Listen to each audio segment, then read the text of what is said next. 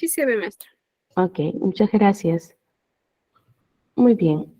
Entonces, hoy vamos, como les dije, vamos a estudiar un poquito las teorías. Antes tenemos 5 minutitos para poder hacer nuestros ejercicios de gimnasia cerebral. ¿Recuerdan? La clase anterior les hice unos cuantos. Muy bien, voy a hacerle nuevamente, voy a mostrarles si alguno de ustedes quiere realizar los ejercicios, puede hacerlos desde casa. Si gustan, encienden la camarita, solo la cámara, y si no, no hay ningún inconveniente. ¿Listo? Entonces empiezo. Les muestro los ejercicios. El primer ejercicio de gimnasia es este. ¿Ok? Van a voltear las manos simultáneamente. ¿Listo? Muy bien. El segundo ejercicio es este, acuérdense. ¿Verdad?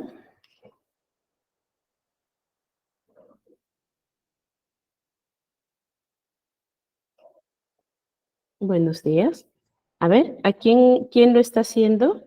¿A quién le tiene de repente alguna dificultad con el ejercicio? ¿Sí lo están haciendo? Perfecto. Tercer ejercicio. Tercer ejercicio era este.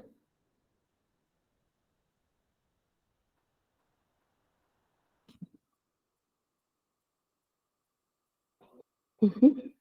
Tercer ejercicio.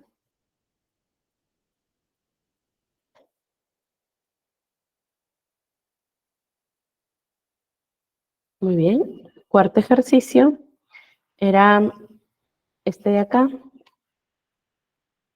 ¿verdad? Era este ejercicio. El alternar,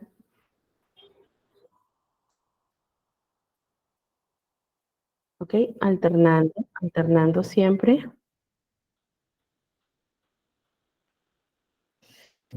Y el quinto ejercicio, que era un ejercicio que, como les dije, les va a tomar mucho más tiempo, más trabajo el poder realizarlo, pero no significa que no lo van a lograr, ¿ok? Este quinto ejercicio es la escalera de dedos. Entonces, van a colocar sus deditos en esta posición. ¿Lo ven? Como un OK, van a juntar el dedo pulgar y el dedo índice, y de la mano contraria van a juntar el dedo pulgar con el dedo meñique, ¿ok? Van a quedar así las manos. Entonces, van a empezar a hacer el ejercicio. La dificultad de este ejercicio es mayor porque lo que tenemos que hacer es ir moviendo, ir caminando con los deditos, pero en sentido contrario. ¿Listo?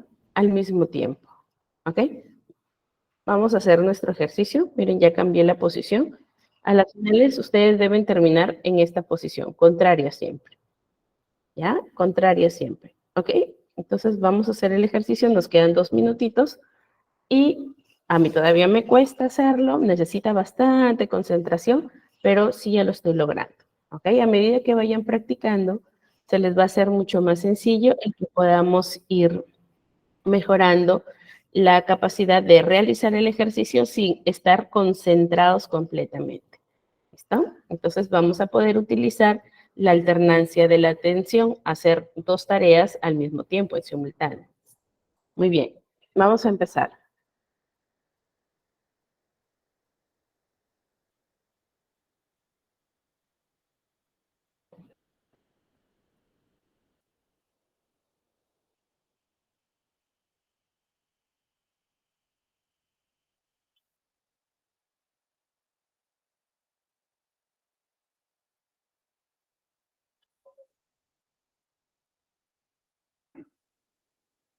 Ay, me pasé un dedo. ¿Ok? ¿Cómo van con este ejercicio? ¿Le sale? ¿Le cuesta?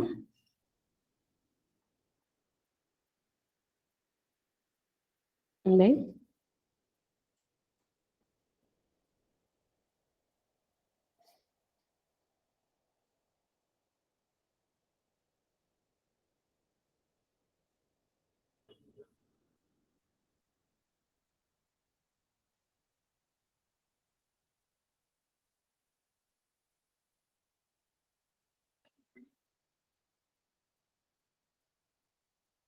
Me equivoqué.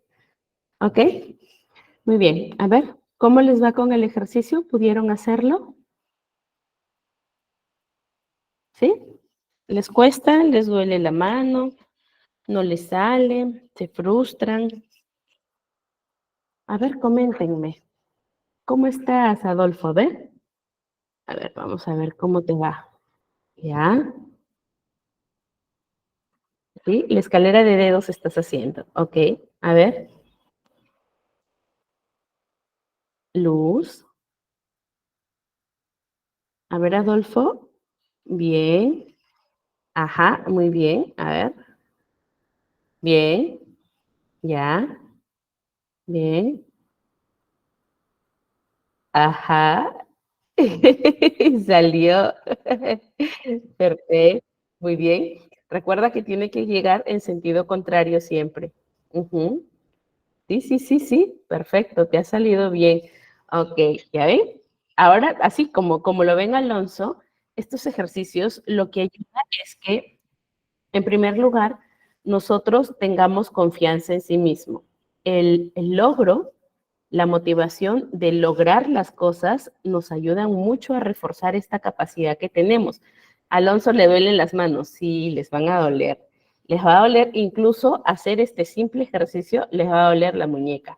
Pero a medida que van progresando en el ejercicio, van haciéndose más flexibles.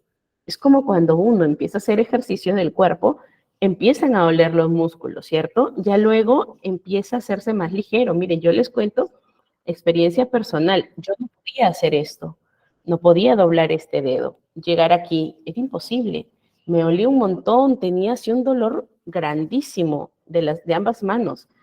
He empezado a hacer estos ejercicios hace 4 meses y mejoró por completo mi presión, mi pinza, la tensión.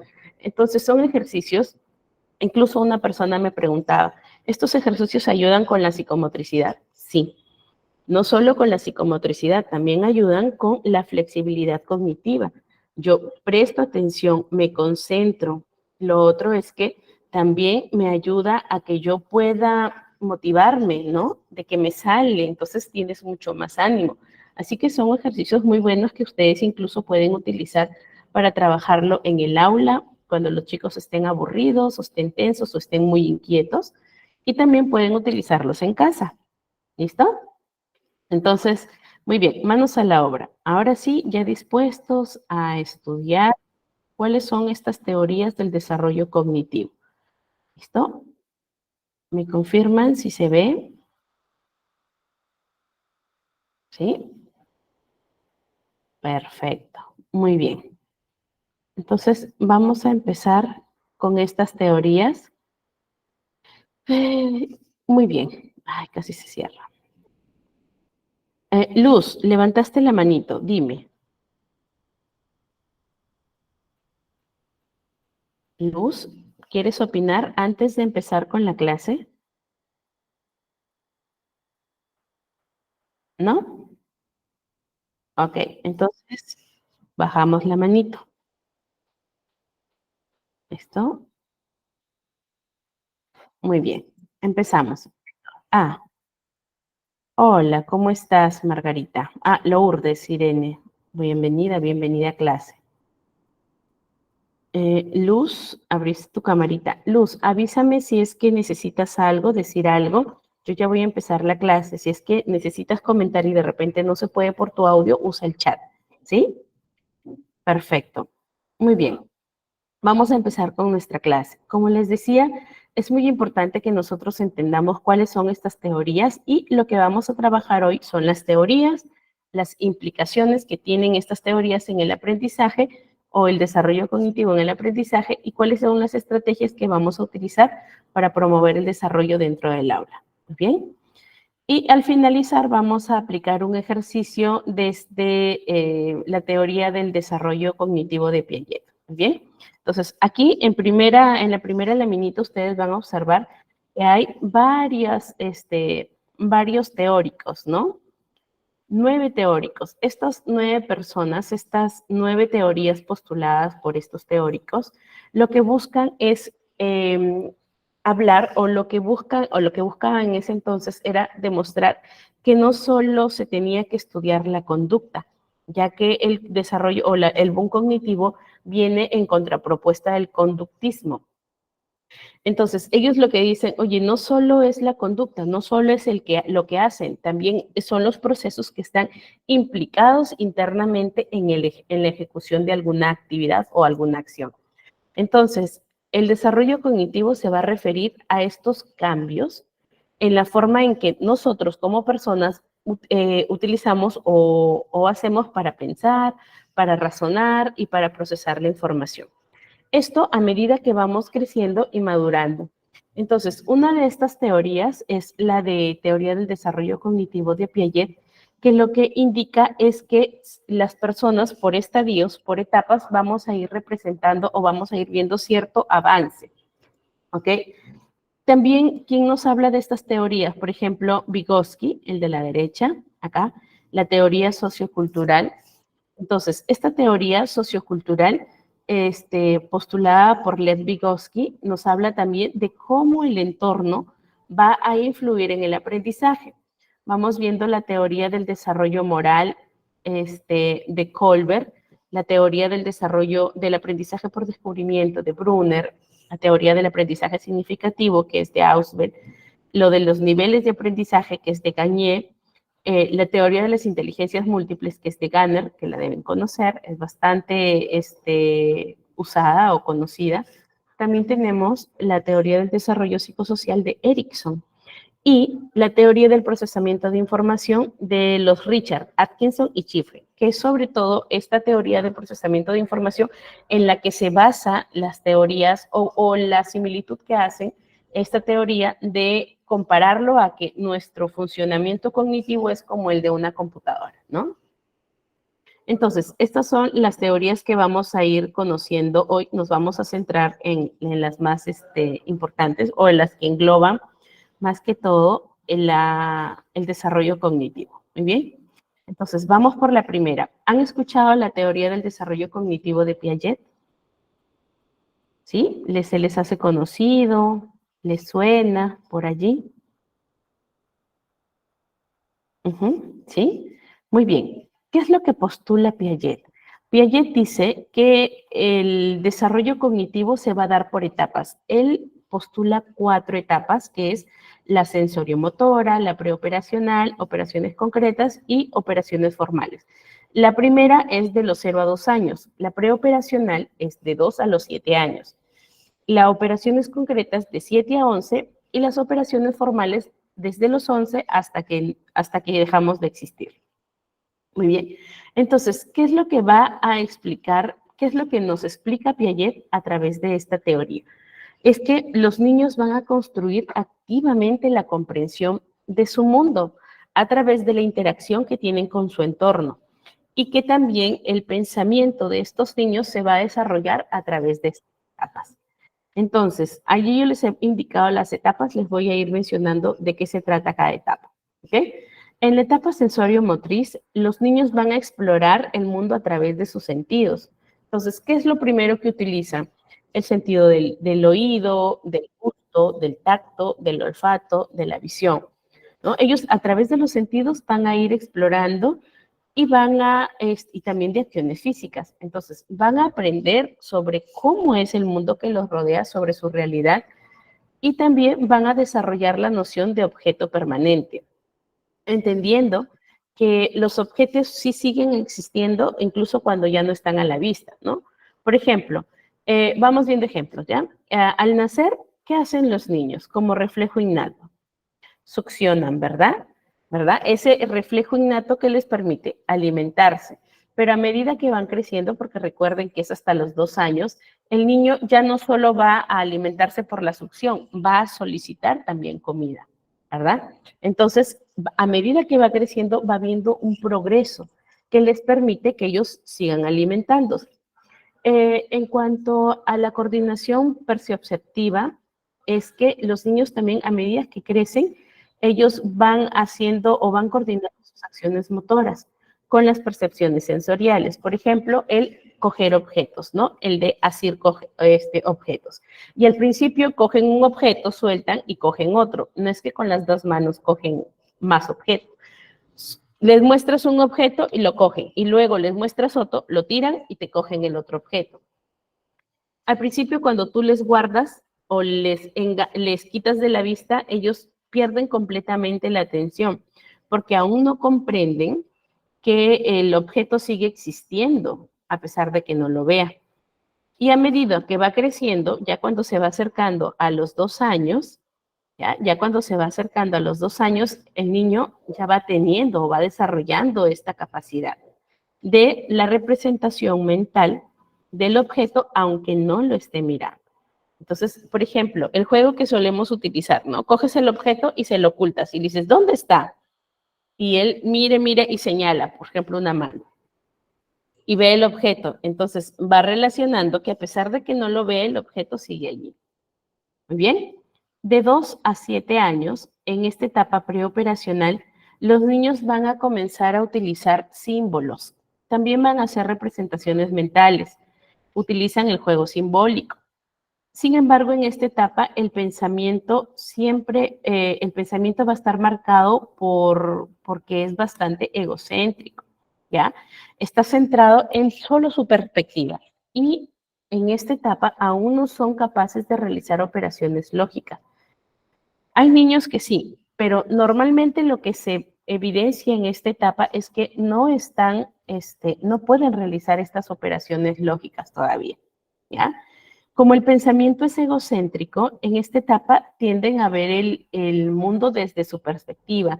No comparten mucho los juguetes, no incluyen a más personas dentro de su juego, se relacionan con otras personas, pero desde su individualidad, o sea, no se incluyen dentro del grupo.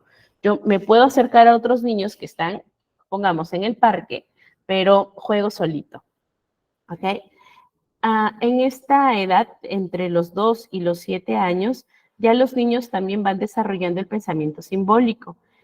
Esta capacidad de representar objetos y eventos simbólicos como el juego de roles. Entonces te van entendiendo, ¿no? Juegan a los piratas, a los bomberos, a los policías, al doctor, ¿verdad? Al papá, a la mamá, a la tiendita. Entonces van desarrollando este pensamiento simbólico. Representan objetos, representan eventos, van haciendo también, si tú los ves, ellos van imitando lo que van observando, ¿ok? Externalizan lo que van aprendiendo.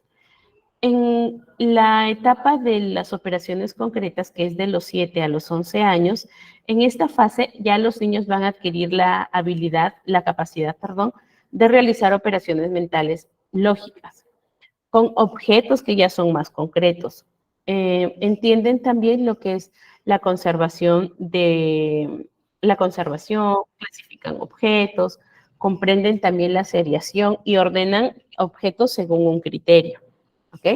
En cuanto a la conservación, los niños van a adquirir la habilidad de entender la cantidad de una sustancia que no cambia aunque cambie su forma o cambie la apariencia. Esa parte del concepto de conservación la vamos a aplicar en un ejemplo al finalizar, ya casi antes de finalizar la clase. Por ejemplo, otra de las etapas es la de las operaciones formales, que aparece desde los 11 años hasta que nos morimos.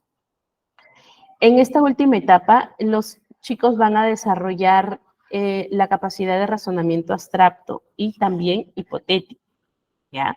Se pueden piensan de manera más lógica, hipotetizan situaciones, reflexionan sobre temas filosóficos y morales también, ¿ok? Hay un sentido de la justicia y son capaces de emitir juicios de valor ante las situaciones, ¿ok? Deducen, resuelven problemas. Entonces, en esta etapa, a los 11 años, ¿qué es lo que se aparece? Aparece la adolescencia, según el desarrollo evolutivo, ¿verdad? Por eso es que en la adolescencia ellos ya comienzan a tener este pensamiento más abstracto, ya son capaces de ellos mismos pensar, no piensan lo que otros le dicen, ¿no? Di esto, no, ellos ya solito van generando situaciones hipotéticas y conceptos abstractos. Entonces, es aquí donde suelen surgir estos inconvenientes en la adolescencia debido a que el pensamiento ya es más deductivo. Entonces, van a razonar, van a querer tomar decisiones, resolver problemas, y esto les va a ayudar para que ellos también vayan fortaleciendo su autoconfianza. ¿ok? Y vayan desarrollando el pensamiento crítico, que es, al final es lo que nosotros buscamos. Muy bien. Entonces, en esta etapa, el adolescente puede reflexionar sobre conceptos abstractos. ¿Cómo qué? ¿Cuáles son los conceptos abstractos? Justicia, libertad, amor, cosas abstractas, ¿ok? Religión, creencias. Entonces, más allá de ideas, ¿no? Más allá de lo concreto. También aparece el pensamiento crítico que se encarga de cuestionar los puntos de vista. O sea, ya no se cree todo lo que le decimos. Ya hay un cuestionamiento acerca de los puntos de vista o perspectivas y él ya comienza a tener una posición mucho más analítica, mucho más crítica. ¿Listo? Por eso es que empiezan a surgir los inconvenientes aquí. Muy bien, vamos a la otra teoría, que es la de teoría sociocultural de Vygotsky. Hasta aquí me voy dejando entender. ¿Vamos comprendiendo bien? ¿Sí? Muy bien, perfecto. Entonces, vamos con la siguiente teoría, que es la de Vygotsky. Vygotsky adopta muchos conceptos de Piaget, ¿ok? Adopta muchos conceptos de Piaget, sobre todo este concepto de la zona de desarrollo próximo y de la equilibración.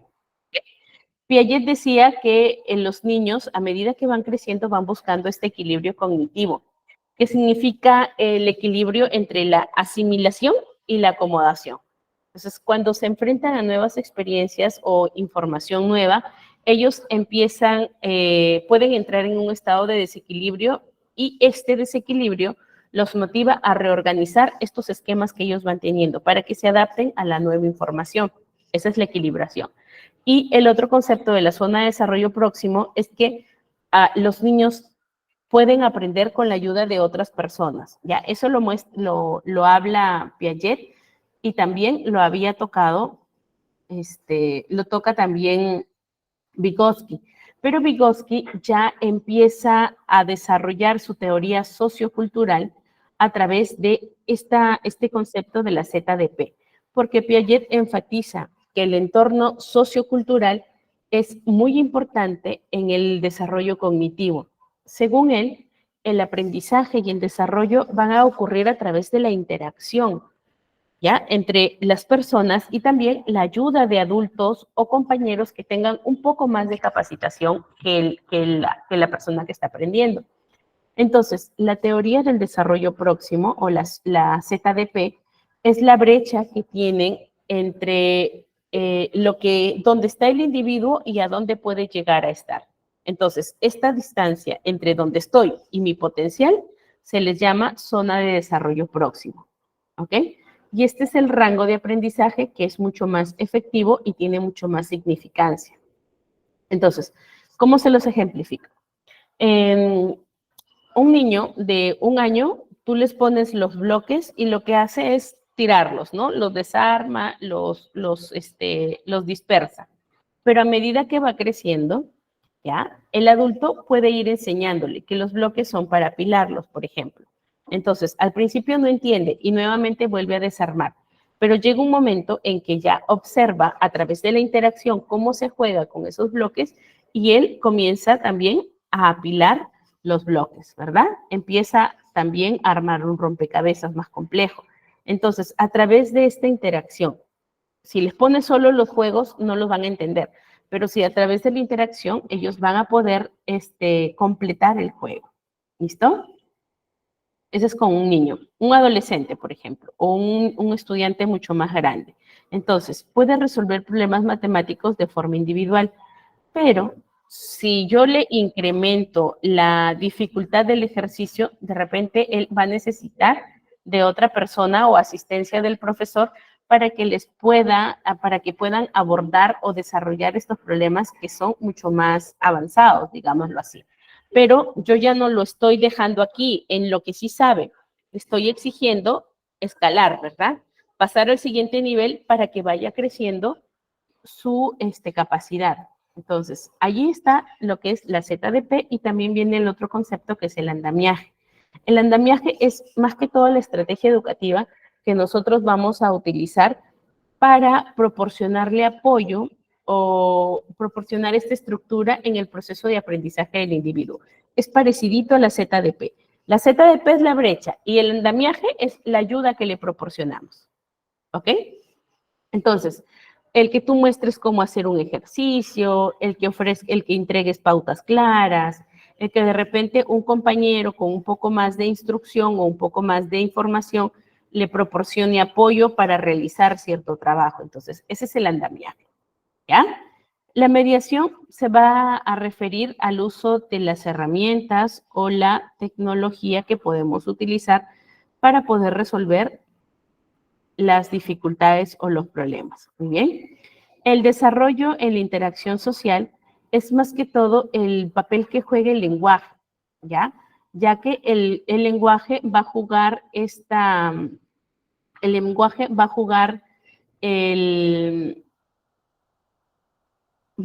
el rol principal para que ellos puedan conversar, para que ellos puedan hablar acerca de lo que conocen. Entonces, el lenguaje es el instrumento que van a utilizar para la transferencia de conocimientos y la internalización de la cultura.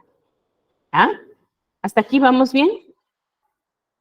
Ok, si es una teoría sociocultural, por lo tanto, el juego va a estar involucrado en el aprendizaje, ¿no? Entonces, el juego va a permitir que los niños practiquen roles, simulen situaciones cotidianas, fomenta la imaginación y promueve sobre todo la interacción con otros niños.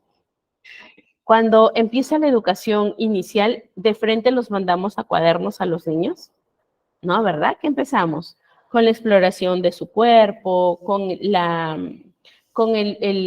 predominancia de la lateralidad, con preposiciones, con ubicaciones, ¿verdad?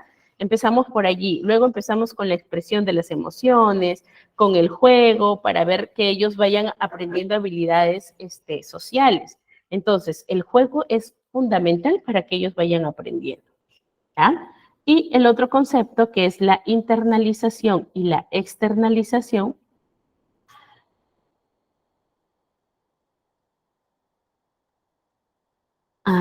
Aquí hay disculpen, aquí hay un error en la diapositiva, lo vamos a corregir. Aquí se repite el concepto del juego, ¿ya? Pero en cuanto a la internalización y la externalización, Piaget propone que el aprendizaje comienza en el juego social, en el nivel social, que le conocemos como externalización, ¿ya? La externalización inicia y luego, una vez que ya aprendí, ya se internalizó en la mente del individuo, la externalización, perdón, ya empieza el internalizar, que se va a referir se refiere a la adquisición de conocimientos, habilidades y valores a través de la interacción. Entonces, lo que propone Piaget es, para ejemplificarlo, es que el niño va a aprender a amarrarse los zapatos siempre que practique o observe esta práctica junto a un adulto. Eso sería la externalización, ¿ok? Observa y practica junto a un adulto. Entonces, externaliza. Con la práctica continua, el niño va a ir aprendiendo y va a internalizar esa actividad. O sea, la externalización es cómo lo enseño, lo que le enseño, y la internalización es cuando ya lo aprende. Primero se da la externalización y luego se da la internalización.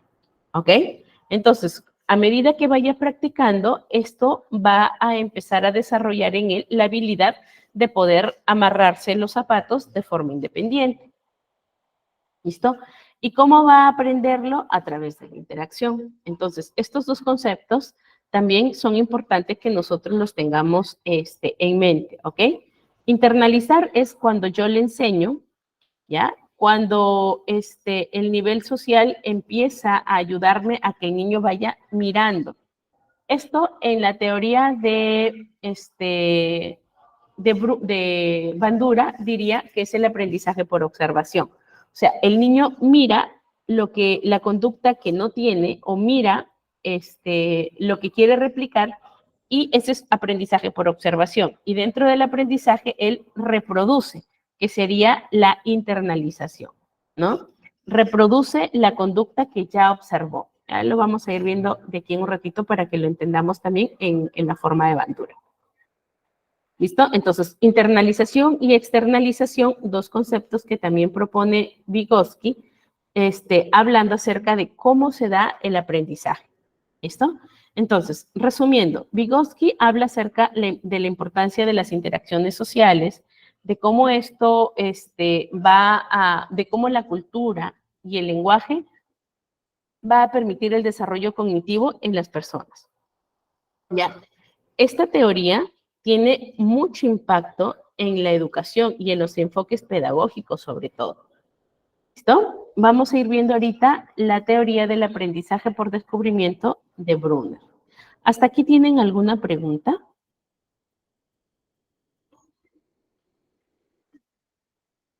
¿Todo claro? ¿Sí? Perfecto. Brunner es el que propone la teoría del aprendizaje por descubrimiento. Siempre. ¿Cómo van a aprender los niños? ¿Cómo vamos a aprender nosotros? Por descubrimiento. Mientras más hagamos las actividades, mientras, por ejemplo, ya, un adulto. A ver, ¿qué podemos aprender nosotros por descubrimiento? Listo, un adulto que no sepa cocinar, para nada. Siempre ha visto cómo hacían las cosas, ¿listo? Entonces comienza a preparar el arroz, ¿verdad? Echa el aceite y de repente por ahí su mano tiene agua y cae una gota de agua. En teoría, él sabe que el aceite no se mezcla con el agua, ¿verdad? Pero como nunca ha experimentado químicamente, o sea, nunca estaba en la cocina, no va a saber cómo es que reacciona el aceite si le cae agua y más aceite quemado. Entonces, caliente, perdón. Entonces, va a echar otro objeto y cae agua y comienza a salpicar y se asusta, ¿verdad? Allí es una experiencia directa de aprendizaje. ¿Ok? Directa de aprendizaje. ¡Oh! ¿Verdad? Salpica, salpica. Entonces, la próxima vez que vuelva a hacer o querer cocinar nuevamente arroz, va a dejar caer agua en el aceite. ¿Qué creen ustedes? ¿Sí o no?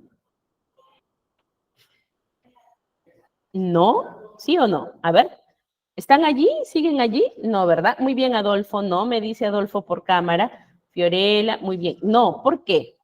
Porque en su experiencia directa, en la enacción, si lo llamamos así como lo dice Brunner, ya no va a cocinar. Puede hacer que ya no cocine o puede hacer que lo vuelva a intentar con conocimiento previo, de que si deja caer algo, va a brincar o de repente utilice otras estrategias, ¿cierto? Vamos a verlo en el niño.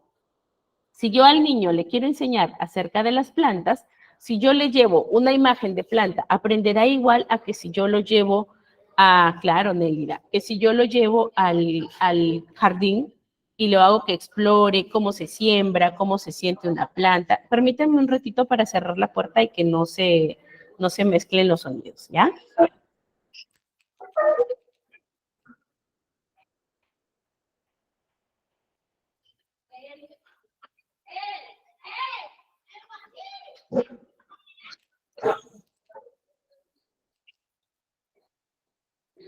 Ajá, muy bien, Adolfo. Entonces, ¿qué va a hacer? Va a explorar, ¿cierto? Exacto, de eso se trata, Fiorella, de que el aprendizaje sea más vivencial, entonces, de que se haga, ¿ok? Claro, Montessori, la teoría Montessori o el tipo de experiencia Montessori, lo que busca es que el chico vaya haciendo, ¿ya? No es que nosotros le hagamos, sino que la inacción, a la experiencia directa, ¿cierto? A que haga las cosas, a que interactúe con el entorno. Entonces, esto les va a permitir que ellos vayan a la representación mental. Brunner le dice ícono, ¿no? A la representación mental de la experiencia, en forma de imágenes en su cerebro o símbolos mentales. Y luego pasan a lo que es simbólico. Y en lo simbólico, ¿a qué se refiere? A que ellos puedan hablar acerca de la experiencia. Van a utilizar el símbolo verbal, que es el lenguaje, para poder representar y comunicar. De repente no habla, pero lo dibuja, ¿ok? Dibuja tu experiencia del jardín y por ahí hace sus dibujitos. Entonces, eso, ahí vamos viendo. Primero la enacción, que tiene que ver con la experiencia directa, luego el icono con la representación en forma de símbolos o imágenes mentales de lo que vivenció, y luego viene lo simbólico, de cómo expresa la experiencia que vivió. ¿Ok? Entonces, eso es lo importante. Vamos al ejemplo que les daba del adulto. Entonces, el adulto dice, es probable que no cocine. Su inacción fue traumática y no cocina. Pero puede que la siguiente vez lo haga con cuidado y puede que a la siguiente vez que lo intente ya haya preguntado, ¿qué pasa? ¿Cómo debo hacerlo? Porque yo intenté hacer esto y me salpicó el aceite. Entonces, ¿qué hago? Busque formas en cómo resolver el problema, ¿verdad? Entonces, eso es lo que dice Brunner acerca del aprendizaje por descubrimiento, que tiene incluso mucho más significancia o relevancia para poder entender o para poder adquirir conocimientos. ¿Ok? Muy bien, Auswell, que tiene que ver con el aprendizaje significativo, también expone algo parecido a lo que dice Brunner, ¿no? Auswell propone en que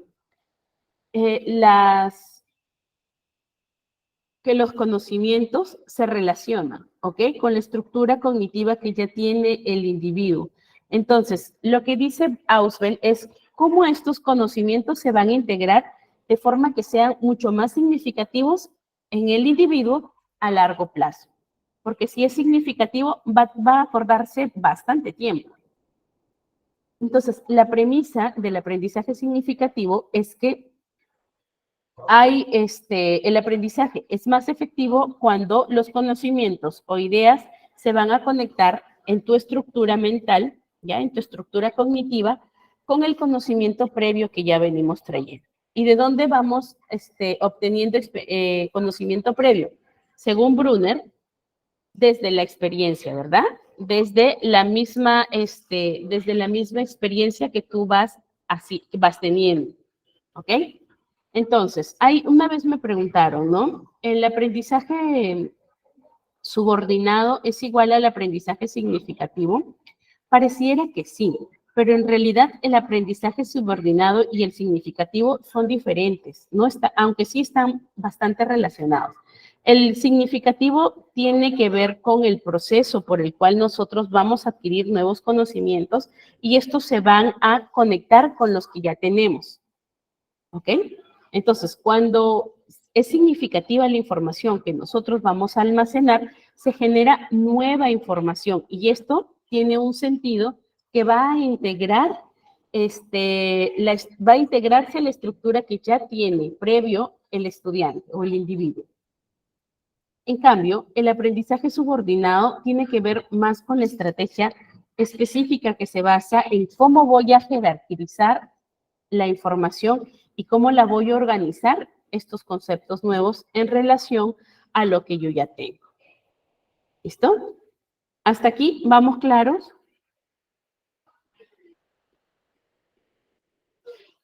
El aprendizaje subordinado nos vamos a enfocar en cómo se van a ordenar estos conceptos. El significativo es más que todo lo que yo ya sé con lo nuevo y cómo es que se reaprende sobre todo. ¿Ya? Luego viene Howard, ¿ya? Gardner, con su teoría de las inteligencias múltiples. Hay niños por aquí haciendo bastante ruido. Con su teoría de las inteligencias múltiples. Entonces, Howard Gardner nos habla acerca de la psicología, de las teorías de las inteligencias múltiples, y él propone que las personas no es solamente que tengan un tipo de inteligencia sobre matemáticas o sobre lingüística, y que si no dominan esas áreas no son inteligentes. Eso no es lo que propone. Más bien, él rompe esa idea, quiebra ese esquema diciendo que todos nosotros tenemos una configuración única y variable que nos hace ser más hábiles en ciertas áreas. Por lo tanto, él propone que al menos hay 9 tipos de inteligencia y que estos tipos de inteligencia se van a desarrollar dependiendo del ambiente o el contexto o la cultura en la que esté el individuo. Así que, por ejemplo, si para la escuela es muy importante desarrollar las habilidades matemáticas, lingüísticas o de ciencia, y el estudiante no tiene muy desarrolladas estas habilidades y está muy por debajo del promedio, entonces se le va a hacer muy difícil el poder adaptarse a esta escuela, porque no van a estar ahí a la par. De repente es más musical, es más kinestésico, entonces tiene otras habilidades que no se van a desarrollar porque el objetivo de la escuela no es el mismo. Con esto no quiero decir que los chicos no puedan lograrlo. Sí lo van a lograr, solo que les va a costar mucho más. A diferencia, por ejemplo, que sea una escuela en la que se busque que los estudiantes, por ejemplo, mayormente en la primera infancia, ¿no? Que los estudiantes aprendan habilidades sociales, que se relacionen bien, que vayan desarrollando sus habilidades comunicativas. Entonces, es otro enfoque. Por lo tanto, van a desarrollar esas habilidades, ¿ya? Van a enfocarse en ese tipo de inteligencias. Entonces, por eso les decía que según la cultura y según el contexto, se van a desarrollar y expresar ciertos tipos de inteligencia, se van a reforzar más este tipo de inteligencia, ¿ok? ¿Hasta aquí vamos bien? ¿Sí?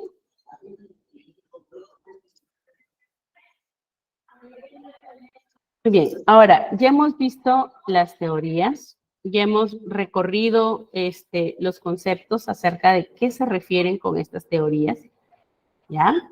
Sobre todo, identificar que según Garner, pues no, la diversidad de inteligencia nos va a permitir que los chicos puedan tener varias opciones para poder desarrollarse, ¿ok? Entonces, y que la educación puede ser más personalizada sobre esto, ¿no? Como tiene más habilidades en las que puede desarrollar, se puede personalizar o replantear las diversas inteligencias, la educación para poder desarrollar estas diversas inteligencias. Bien.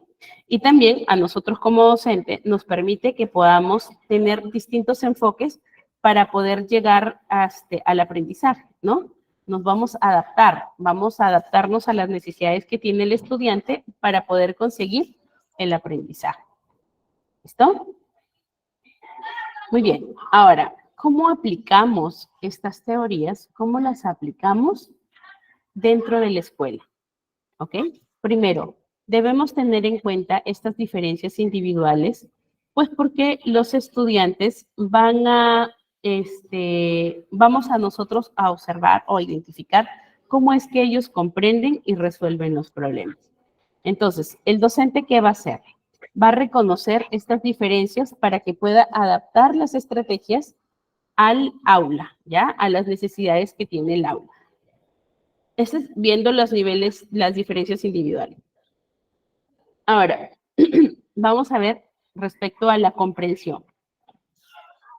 Entonces, respecto a la comprensión, los estudiantes pueden presentar dificultades para de repente entender algunos conceptos, ¿ya? Sobre todo los conceptos abstractos.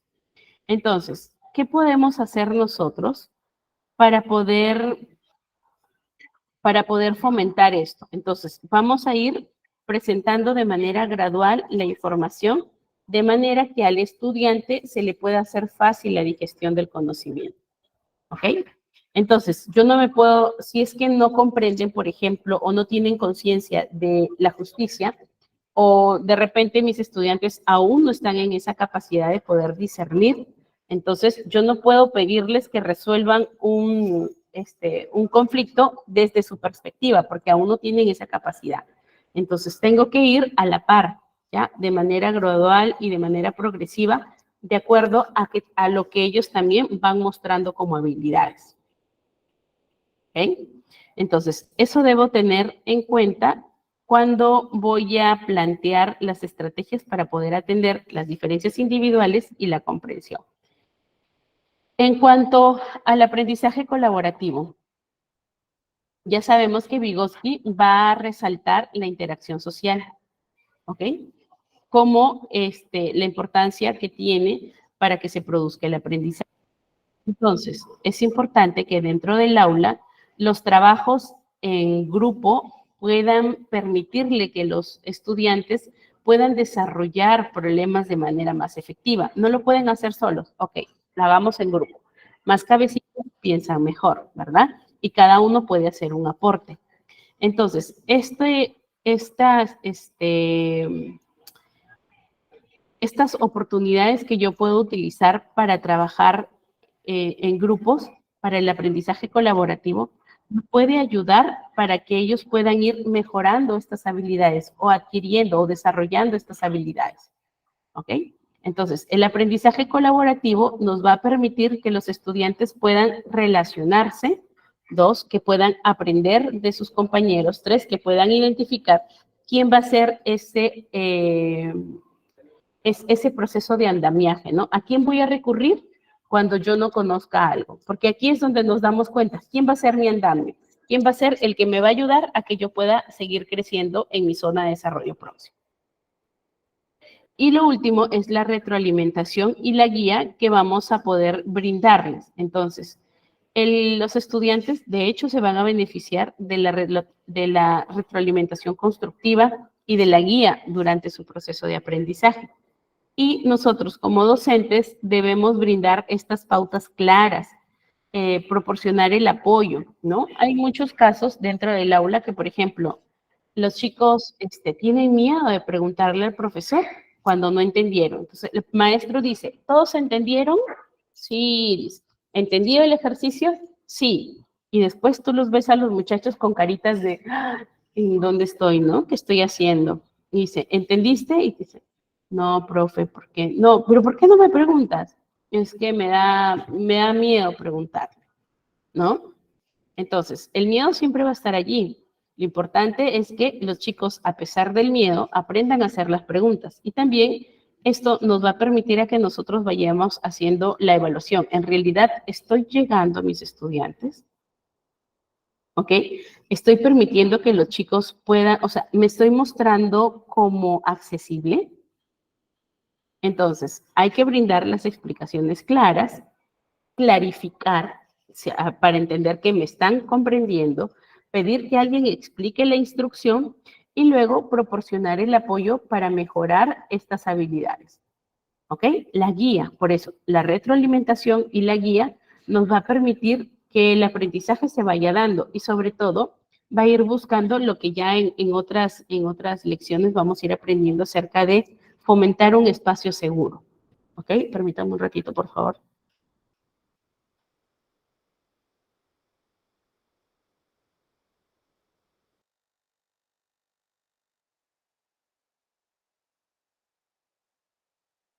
Listo. Muy bien. Entonces, hasta aquí. ¿Nos vamos entendiendo? ¿Sí? ¿Todo comprendido? ¿Sí? Muy bien. Estamos a tiempo, así que voy a ir haciéndoles unas preguntitas para ir viendo si es que vamos entendiéndonos. Muy bien. Vamos a clarificar. Ok. ¿Qué es lo que nos dice Piaget acerca del potencial del estudiante? ¿No? ¿Qué es lo que nos dice? ¿Qué vamos a utilizar nosotros para poder llevar al estudiante desde el nivel a donde está a donde queremos que llegue, de acuerdo a su potencial? O ya, les cambio la pregunta.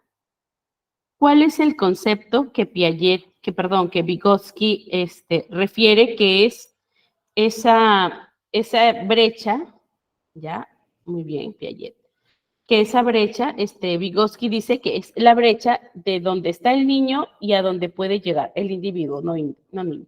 De donde está a donde puede llegar. Muy bien, la zona de desarrollo próximo. Ok, a través de la interacción. Muy bien. ¿Cuál es el concepto acerca de lo que es internalización y externalización? ¿Qué se da primero?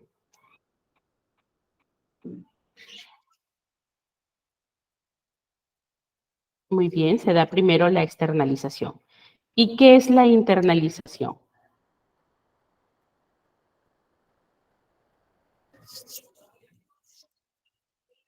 ¿Y qué sería la internalización? Ajá, con la práctica empieza a tener esas habilidades. Muy bien. Ok. Entonces, ¿qué es importante para que el chico desarrolle esas habilidades? Para que el estudiante desarrolle las habilidades. ¿Qué es importante?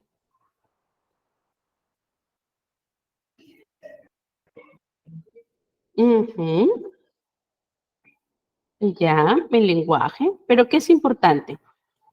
¿Que solo le enseñe una vez o que la guía sea constante hasta que yo veo que ya internalizó? Ajá, constante. Muy bien. Si ese concepto lo llevamos a la práctica, o sea, lo llevamos al aula, Ana, ¿sí? ¿Quieres opinar, Ana? Has levantado tu manita.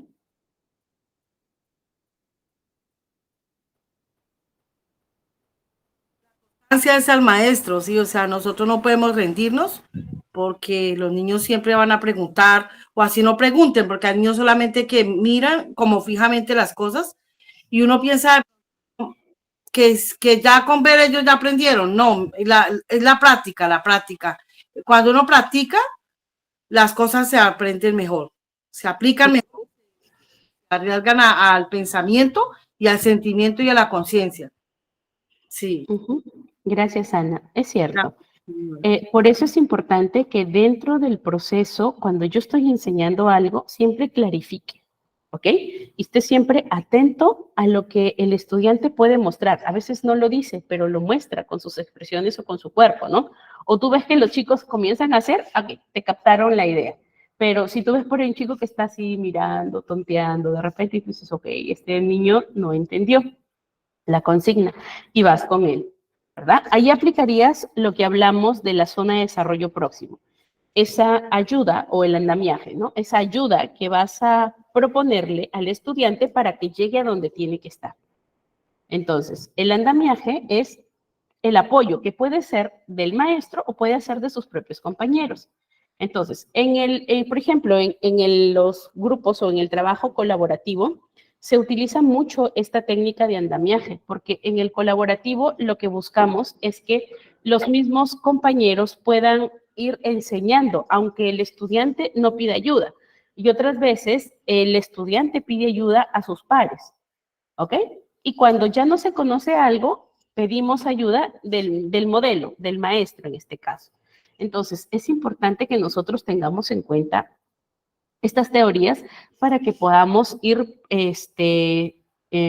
desarrollando estrategias dentro del aula que nos permitan hacer que el aprendizaje sea significativo, como dice Aos, ¿no? Que sea significativo. Entonces, si el aprendizaje es significativo, significa que se va a quedar para siempre, a la memoria a largo plazo va a ir almacenado. ¿Ya? Otro concepto. ¿Puedo yo exigir que un niño, según la teoría de Piaget, a los 3 años ya utilice o ya realice escritura o que haga operaciones matemáticas?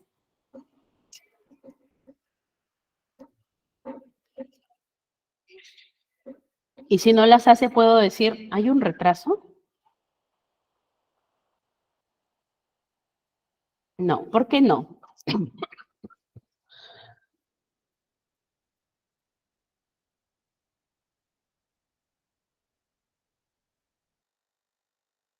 Ok, es cierto, no se le puede pedir porque aún no está en esa etapa.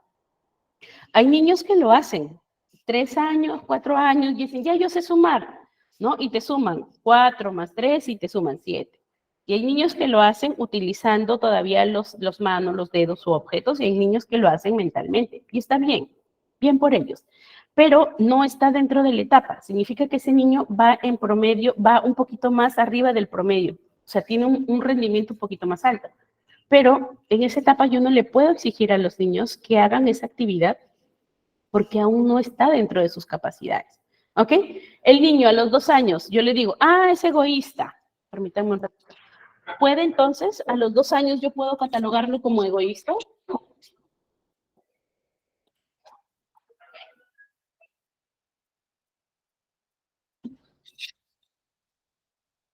¿Por qué? ¿Por qué no?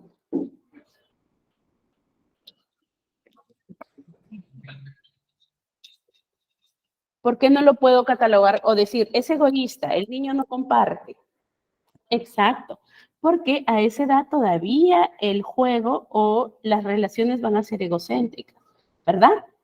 Ok, un niño entre los 4 y los 5 años que siga comportándose así, ahí ya genera una alerta, ¿verdad? Porque a los 4 o los 5 años ya cambió de etapa, ya está en esta interacción, ya aprende el juego por roles, respeta turnos, por ejemplo, ¿verdad? Sigue indicaciones, ajá. Entonces es importante que yo conozca cuál es el desarrollo de los niños en las etapas, para que de acuerdo a eso también yo pueda ir sugiriendo o pueda ir estableciendo exigencias. ¿Listo? No es egoísta, no es egoísmo, es egocentrismo, es todo yo. Todo es yo, todo es mío, como está hoy en día. Todo es mío, mi mamá, mi papá, mi juguete, aunque no sea de él, ¿cierto? Es mío. Entonces es egocéntrico, egoísta no, egocéntrico, que es distinto. Todo en torno a él. ¿Ok? Muy bien, entonces vamos con esta parte de las estrategias para promover el desarrollo cognitivo dentro del aula. Muy bien. La estrategia que se presenta es esta. Entonces, el paso a paso es que nosotros vayamos realizando actividades que sean bastante interactivas, que sean prácticas. ¿Para qué? Para trabajar lo que es el aprendizaje activo. ¿Cómo hacemos la estimulación cognitiva? La vamos a realizar a través de actividades que desafíen el pensamiento del estudiante, dependiendo de la edad en la que esté, ¿ok? Y que ellos tengan esta capacidad o que vayan resolviendo problemas.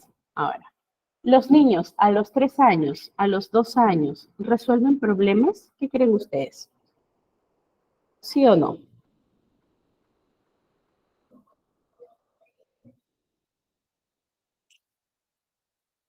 A ver, ¿qué más dicen? ¿Sí o no?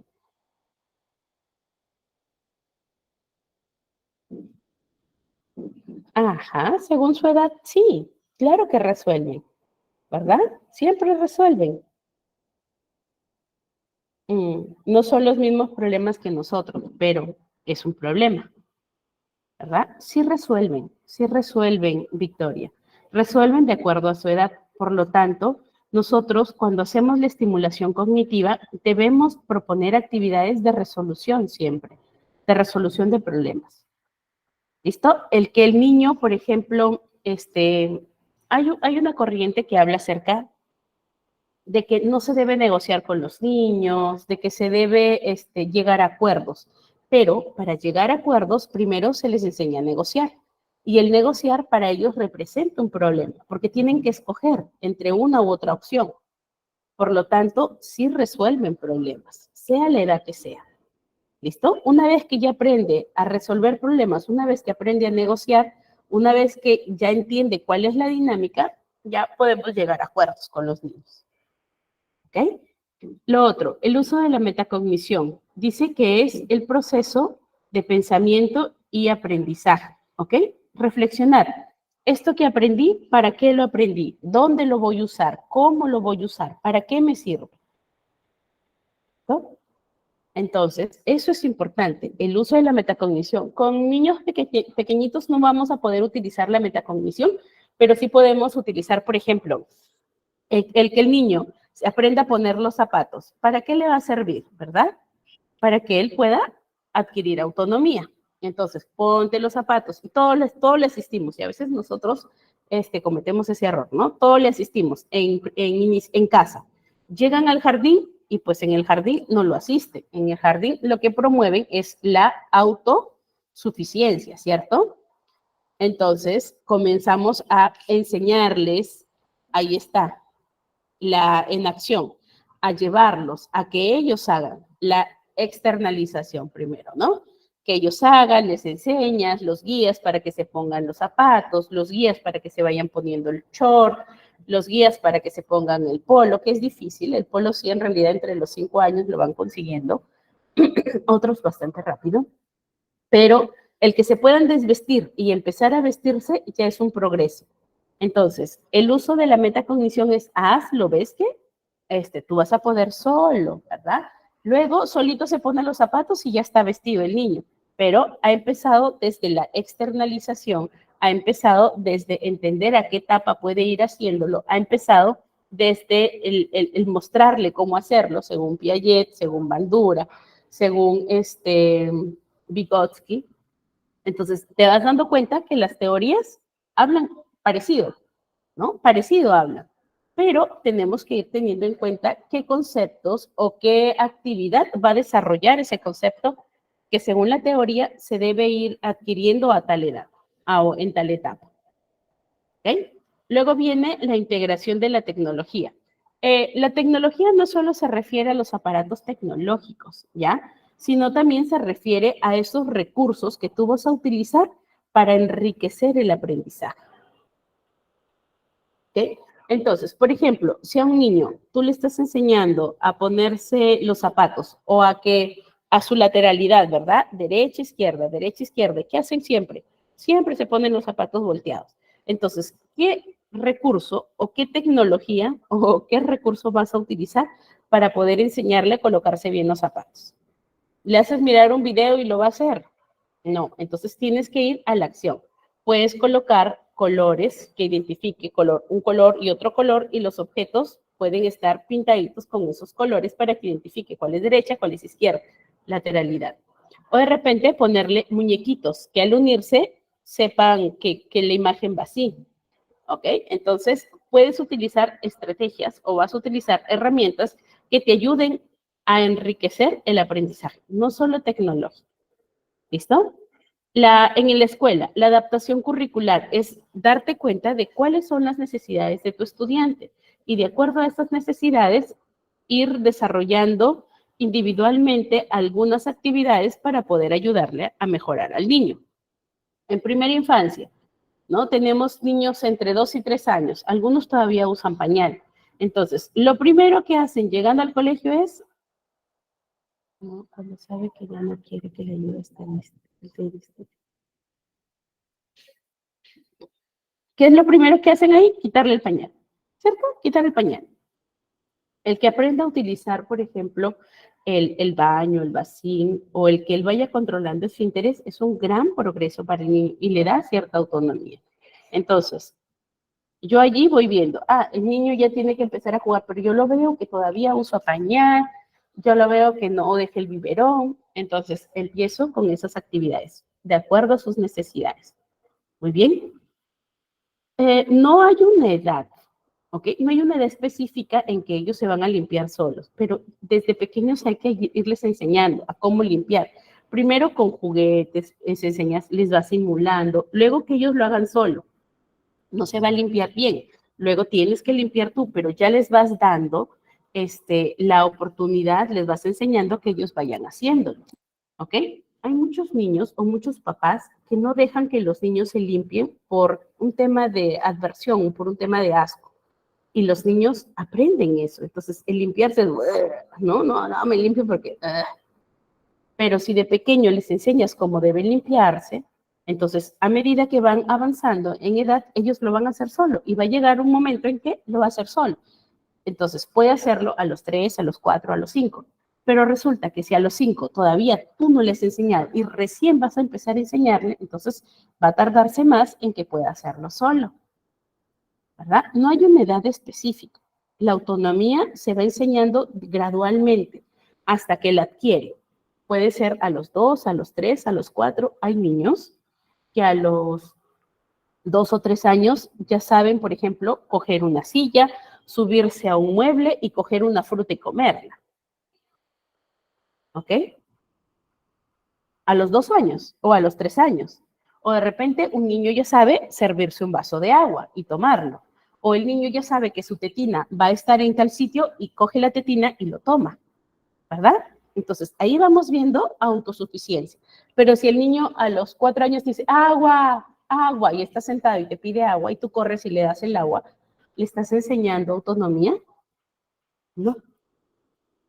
Eso hay que tener en cuenta. Dice, a los 8 años, eso yo no te puedo decir si está bien o si está mal. Si para ustedes como padre el asistirlo en la limpieza está bien, bien, no hay ningún problema. El asunto es que cuando salga a la escuela, o sea, cuando tenga que vincularse socialmente, no lo van a limpiar. Y hay muchos niños que debido a esto, por ejemplo, en la escuela empiezan a tener dificultades. No van al baño durante todo el día y se aguantan y llegan a tener problemas, problemas corporales, problemas médicos, ¿no? Yo tengo el caso de un niño, el niño no hacía en la calle, porque siempre dice, ay, no, qué asco, ¿no? ¿Qué hagas en la calle? El niño se aguantaba 8 horas sin hacer sus necesidades. El niño se estriñó a tal punto que pudo haber tenido que pudo habérsele roto el intestino por tanta acumulación, ya se le sentía en el abdomen y el niño no quería comer, estaba empachado, recibía comida y la vomitaba. Imagínense, 3 semanas sin hacer. Y el niño, y la mamá pensaba que el niño hacía, y el niño no hacía en la escuela. Y en casa tampoco hacía, se estriñó. ¿Por qué? Porque aún le asistían en la limpieza, porque el niño lo veía asqueroso asearse. ¿Ok? Entonces, eso hay que tener en cuenta. Si para ti no está mal limpiarlo, bien, lo limpias.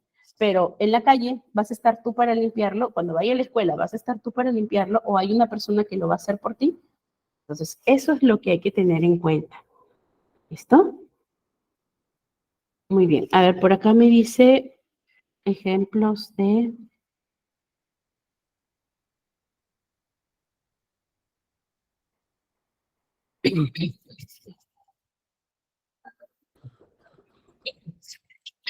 Perdón.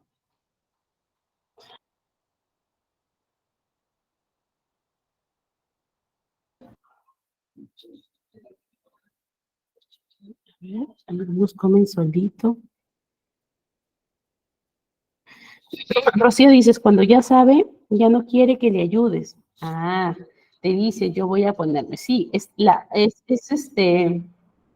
el hecho de que ya lo hace solo, la autosuficiencia, ¿no? Casos de que, si pudiera dar ejemplos de aprendizaje en casos de primaria o secundaria. Ok, está bien. Voy a seguirles explicando esto y ahí les voy dando los ejemplos. Entonces, el modelado y la enseñanza explícita. Miren, en la primaria y en la secundaria, si en el inicial tú lo que vas haciendo es la guía, ¿ok? La guía. En las primaria y secundaria también vas haciendo guía, pero a través del modelado. Lo vamos a ver en la siguiente clase también para explicarles puntualmente. Pero el modelado es esta forma de enseñarle a los chicos a través de la expresión de la cualidad o de la habilidad que tú quieres que ellos aprendan a través de ti. Entonces, supongamos, en el modelado, yo quiero que mis estudiantes aprenden a identificar cuando están enojados, ¿no? A que vayan haciendo control emocional. Entonces, yo empiezo a enseñarles desde mi posición. Entonces, el estudiante viene y te cuenta algo y tú, ¿ya? ¿Ya terminaste? ¿Ya? Entonces, ¿qué le estás diciendo? Que no tienes tiempo para poder atenderlo. Pero si desde mi postura yo empiezo a enseñarle a prestarle atención, entonces él va a entender que es bueno escuchar a otras personas y va a ir desarrollando la escucha activa, ya sea en primaria o secundaria. ¿Ok? Y luego, en la escuela, por ejemplo, en las actividades, yo puedo organizar actividades en lo que los muchachos también practiquen la escucha activa. Y lo van a hacer porque ya te vieron como modelo. O sea, ya les enseñaste, sin proponértelo, ya les enseñaste a escuchar. ¿Ok? Entonces, el modelado y la enseñanza explícita es el que tú muestres con ejemplos, por ejemplo, con tu postura. y a través de pensamiento crítico o lógico, cómo pueden solucionar problemas. Otro ejemplo, en el aula es muy frecuente, ¿no? Tal compañero me cogió el cuaderno y lo escondió, o tal compañero me hizo esta broma pesada, ¿no? Entonces la primera reacción es decir, Juanito, ¿no? Ya, deja de molestar a tu compañera, ¿cierto? Entonces, ¿qué le estás enseñando a través del modelado con esa respuesta? Solamente a reprender, ya, deja de molestar. Pero ¿qué pasa si en esa situación yo, por ejemplo, le enseño, Juanito me está molestando, o mire, ya cogió mi cuaderno? Entonces, si yo lo manejo desde otra forma, le digo, Juan, ¿no? ¿Por qué agarraste el cuaderno de tu compañera? ¿Dónde está? Entonces, yo no lo estoy reprendiendo, lo estoy llevando, le estoy llevando a la reflexión, pensamiento crítico. Ahí vamos, pensamiento crítico, ¿no? Entonces, no, Miss, yo no le cogí, pero ella dice que lo cogiste, ¿no? Entonces, resuelves. ¿Le estás enseñando qué? Resolución de problemas. No solo te quejas, no solo te sumas a la queja lo vamos a ver en la última clase para que me puedan entender esto que les estoy explicando, ¿ya? Sobre cómo resolver conflictos. Pero la forma en como yo les voy a ir enseñando es a través de mi ejemplo. Eso es lo que dice el modelado. ¿Listo? El modelado es yo les muestro cómo hacer y luego los pongo en esta posición para que ellos vayan resolviendo a través de lo que ya lograron aprender de mi observación. Es decir, eh, eh, ellos observan la conducta, la identifican y la reproducen. Una vez que la reproducen, el exterior va a reforzar la conducta o a eliminar la conducta, extinguirla. El refuerzo que apliquen la puede mejorar, o sea, puede hacer que esta conducta se implante en la persona o puede hacer que esa conducta se extinga. ¿Listo? Entonces, si yo veo que un chico mejora en la forma en cómo soluciona los problemas, entonces, y yo le refuerzo, le digo, oye, lo hiciste bien, lo manejaste bien, ¿qué estoy haciendo? Reforzando. ¿Y qué refuerzo? La conducta que es adecuada. Por lo tanto, esa conducta para la siguiente vez va a utilizar el mismo recurso para poder solucionar los problemas. Pero si el chico se esfuerza y yo lo que digo, y trata de resolver, yo le digo, no, eso no sirve, esa forma no sirve, así tienes que hacerlo. ¿Qué le estoy utilizando como reforzador? ¿Qué estoy haciendo? Inutilizando lo que él dice o castrándolo, mejor dicho, yo le llamo siempre castrarle y castro, y le digo, no, así no, y tienes que hacerlo como yo. Entonces, ¿qué aprende el chico? A que las decisiones que tome no son las correctas. Por lo tanto, para la próxima vez, no toma decisiones. Y para la próxima vez, espera que otros resuelvan por él. Entonces, a través del modelado, yo voy a enseñar, ¿ok? Yo tengo que mostrar lo que quiero que estos chicos aprendan. Y la evaluación formativa tiene que ver con esta evaluación continua. Siempre ir midiendo qué es lo que estoy haciendo, está funcionando, y también ir viendo que dentro de los estudiantes, ¿ya? Que dentro de los estudiantes también ellos puedan ir mejorando, ¿no? Si ellos van mejorando, si ellos van creciendo, ok, esa es mi evaluación. Yo veo que sí está funcionando lo que yo estoy haciendo. Pero si no hay mejora, o sea, si no hay crecimiento, si no hay aprendizaje, entonces tengo que evaluar la forma o la estrategia que estoy utilizando para llegar a ellos. Muy bien, antes de explicarles el ejemplo, veo manitas levantadas. Ana.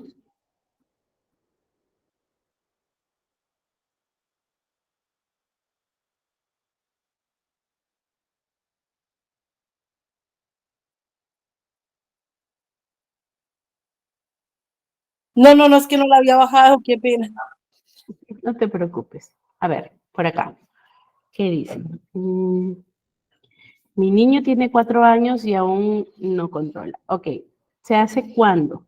Cuando duerme, se sube a la cama y orina. O sea, tienen que ser específicos. ¿Ok? Si se orina en el sueño, entonces enuresis. Mismo niño, me abraza todo el tiempo. Ok. Porque tengo calor y él se pone, ya. No es lo que le dices, es cómo le dices. Si al decirle, si cuando te abrazas lo rechazas y le dices, tengo calor, es lógico, porque lo que le estás diciendo no está escuchándote las palabras, está fijándose en la acción, en el rechazo. Pero si le dices, si él te abraza y tú le correspondes y le dices, el estar abrazado, gracias, le das una muestra de cariño también, ¿no? Y le dices, pero me da mucho calor que me abraces tanto, ¿no? Me da mucho calor. Entonces, puede ser una manera en que manejas la situación. O que de repente le puedas enseñar otras formas de manifestar el cariño, no solo con abrazos, si es que de repente a ti no te gusta que te abracen tanto también. ¿Ah? Es como le dices. Si es rechazo, es lógico que va a llorar. Mi hermana tiene casi 3 años y no deja el pañal. Hay que empezar a ayudarle. Mira. Margarita. Dale a tu hermana, no te va a gustar a ti. Ok. Mi hermana dice, tiene casi 3 años y no deja el pañal. Ya tienes que empezar a ayudarle. El proceso de dejar el pañal te va a tomar algo de 5 a 7 días, pero te va a dar más trabajo. ¿Por qué? Porque es dejarlo en shorts, se va a ensuciar, se va a orinar, se va a defecar, ¿ok? Pero tienes que estar atenta también y ponerle los vacines por la ruta que sea. Primero vas asociando, ¿no? El que se siente y el que cada vez que tenga ganas, el que orine. Si se orinó, igual, no importa. La llevas al vacín y le muestras, ¿no? Cuando tengas ganas de orinar, es en el vacín. ¿Ya? Cuando tengas ganas de orinar. Entonces, así le vas a ir enseñando. Primero asocias. Luego, eso sí, a veces los niños hasta desnudos los tenemos para que puedan usar el baño. Tenlos desnudo en la casa.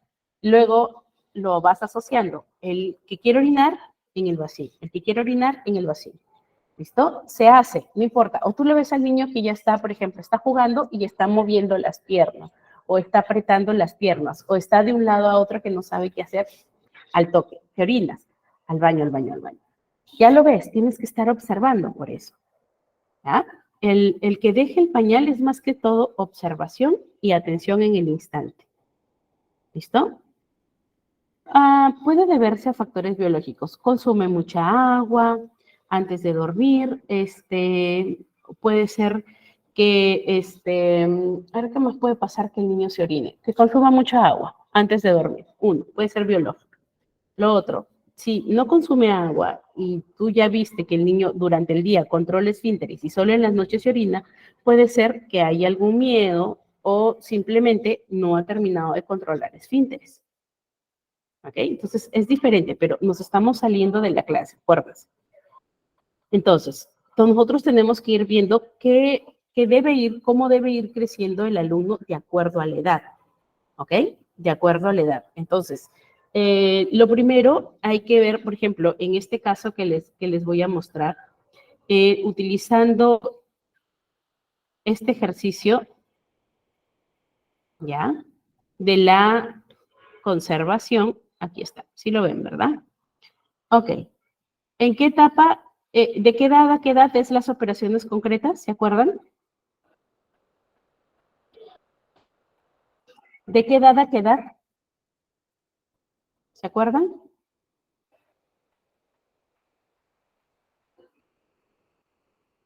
De los 7 hasta los 11. Muy bien, de 7 a 11.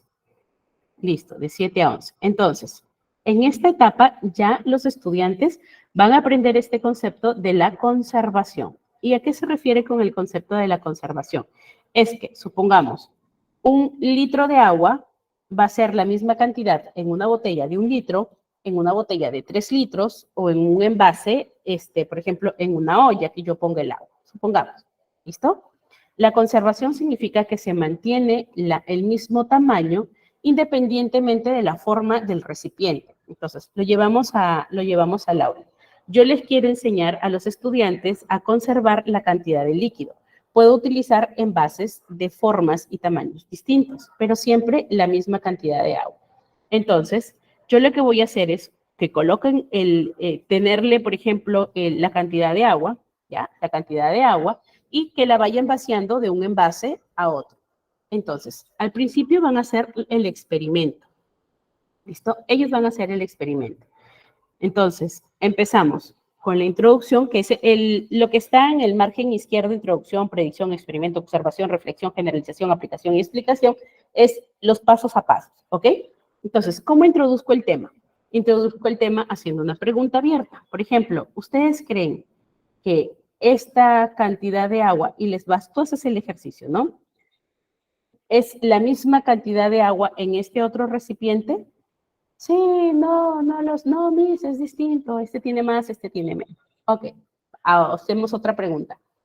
En este vaso, o les presentas dos vasos, por ejemplo, de distinta forma, de distinto tamaño. ¿Qué vaso tiene más cantidad de agua? De derecha, izquierda, te van diciendo. Ok, esa es la introducción. Entonces, la predicción es que lo van a discutir en grupos pequeños. Tú, por ejemplo, haces el trasvase de este producto, de este líquido, en otros recipientes de la misma cantidad, y van a ver que siguen teniendo o conservando la misma cantidad de líquido. Entonces, aquí empieza la parte de la predicción y el experimento. Entonces, la predicción es: vamos a trabajarlo en grupos pequeños y les das el material para que ellos puedan hacer el experimento. Ellos experimentan. Y aquí vamos con la inacción, ¿listo? Entonces, ellos visualmente van a tener que ir cambiando el trasvase y entendiendo que, a pesar de que cambie el objeto donde vas el recipiente, el mismo producto sigue siendo la misma cantidad de líquido. ¿Listo? Entonces, al final lo pones en el mismo vaso con el que iniciaron para que ellos se den cuenta que sigue siendo la misma cantidad. Entonces, experimentamos. El siguiente paso, la observación. ¿Qué es lo que van a hacer? Van a ver, ¿no? Van a ir hablándote acerca de qué observaron. Si la forma de los vasos cambia, el agua sigue siendo la misma cantidad, entonces van a ir mirando. Tú vas haciendo las preguntas a medida que vas guiando la actividad. Reflexión. ¿Qué sería en la reflexión? Guías los resultados. Entonces, los chicos van a explicar todo lo que han aprendido acerca de la conservación de la cantidad de líquido. ¿Listo? Y la generalización es: este concepto, ¿cómo me va a servir en mi vida real? Supongamos, en casa siempre pasa esto. Nos sirve, está la mesa servida. No se olviden, por favor, de sus micrófonos. Gracias. Está la mesa servida y hay distintos tamaños de vasos, ¿no? Y hay una gaseosa que a los chicos les encanta, la gaseosa, a los chicos y a los grandes. Y yo veo un vaso de este tamaño y veo un vaso que es más chiquito, pero más largo, suponga, más anchito. ¿En qué vaso entraría más gaseosa? ¿Cierto? Entonces el niño te va a decir: ah, es lo mismo, Miss, es lo mismo, porque ya aprendimos, ¿no? No importa el tamaño del vaso, es el mismo contenido. O de repente estos vasos que engañan, estos vasos que son altos, pero tienen siempre una, así más o menos en el vaso, que es esos vasos de jugo, ¿han visto? ¿Cierto? Que son medios cóncavos. Entonces, entrará la misma cantidad de agua allí que en este envase. Entonces, lo podemos llevar a la práctica, ¿verdad? Lo generalizamos. Allí les vamos a enseñar a que ellos puedan, ese concepto que aprendieron, a aplicarlo a su vida real, a su cotidianidad, a situaciones que siempre van a vivir. Entonces, les seguimos poniendo el ejemplo, ¿no?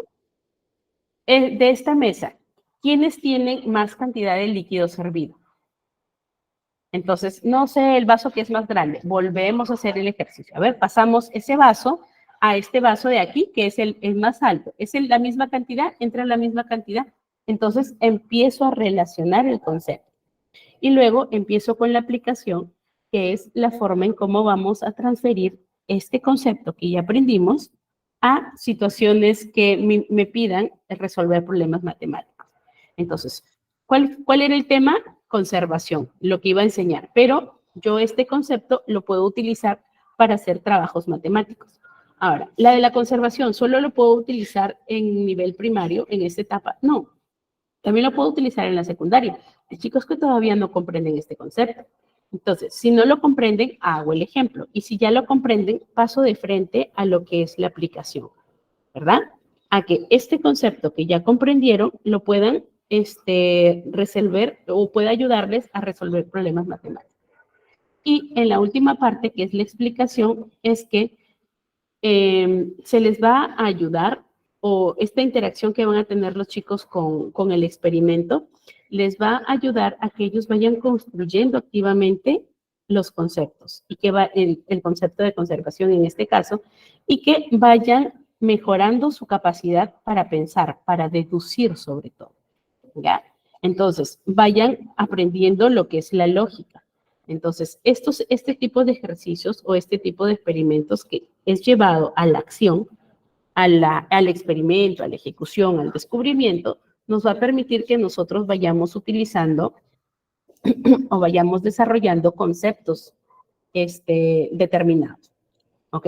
¿Se entendió el ejercicio? Miren, primero que he tenido que ver, ¿qué es lo que voy a enseñar? El concepto. Segundo, en qué etapa lo voy a enseñar? Tercero, ¿qué capacidades tiene el niño en esa etapa o el estudiante en esa etapa? Cuarto, ¿qué experimento voy a utilizar para poder trabajar ese concepto?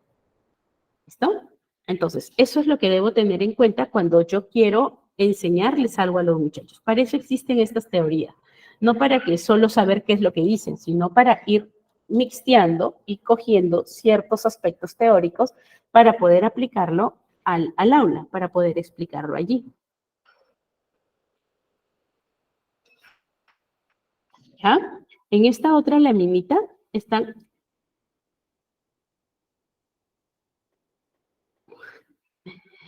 Ya, está lo mismo pero más grandecito. ¿Listo? ¿Ok?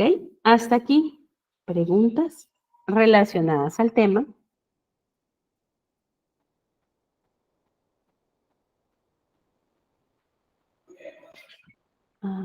¿Qué pasa si les enseño? Y recuerden que en casa, ¿qué pasa si en casa se les enseña y en la escuela se retrocede? En casa tienen más tiempo, por lo tanto tienen que seguir reforzando lo que se les está enseñando, ¿ya?